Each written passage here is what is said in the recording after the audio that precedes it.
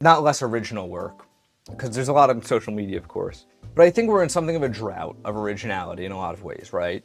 And I think it's being contributed to because everybody has a very aesthetic idea of what the artist looks like. Like, I think the performative male is the funniest example of this, right? Because, like, when you think about the performative male, a guy who, wearing what he wears and all these things, what they're really describing is, like, a guy with a mysterious source of income in Bushwick, right? Like, that doesn't come out of an internet homogenized thing. That's the type of guy that I know I've encountered for years at this point, right? I'm sure many of you have too, because it's an archetype of guy, right?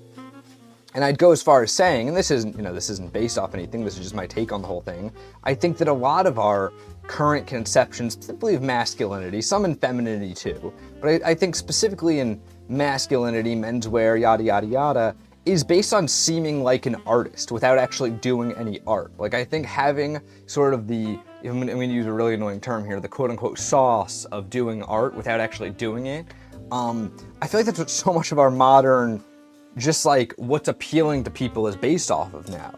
And I think that's really interesting. I don't think it's necessarily a bad thing, right? Like, listen, I get why, like, stolen valor is going to be a thing, but, like, I'm not taking it that seriously, right?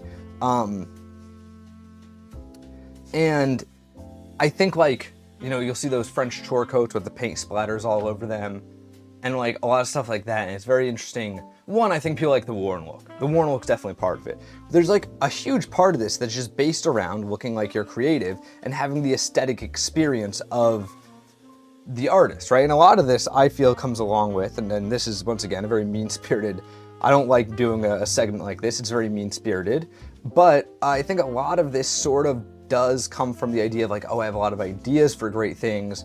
Like being a creative director, fake job, 100% fake job, is the appeal here. I don't get my hands dirty.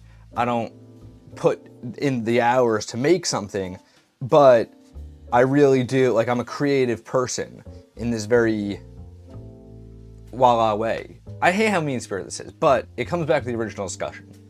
When you follow a path of how to do, that's where you end up. And I don't have a problem with it, but I don't think it's a place of much substance. When you just do, that's the only way to success. There's a million ways to succeed. There's one to fail, and that's not to do. So, do. This is the painting.